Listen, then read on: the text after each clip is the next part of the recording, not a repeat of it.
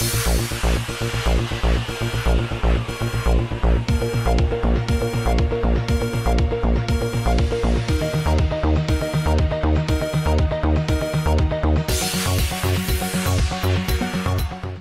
इंतजार की घड़ियां खत्म हुई और रियासत तेलंगाना के 448 हाजियों पर मुश्तमिल पहला काफिला बखैर खूबी हैदराबाद पहुंच गया है।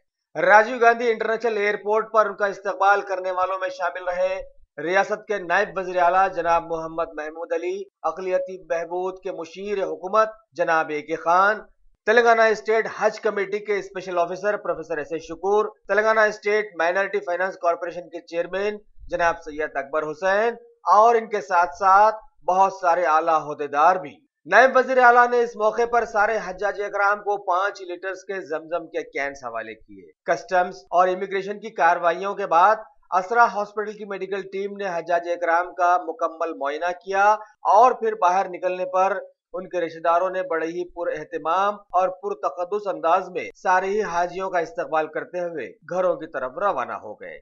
Special officer professor S A. Shukoor की खबर के मुताबिक रियासत से करीब 6,347 हाजी इस साल हज से मुशर्रफ हुए हैं और आने वाले कुछ ही दिनों में सभी हाजी वापस हैदराबाद आ जाएंगे।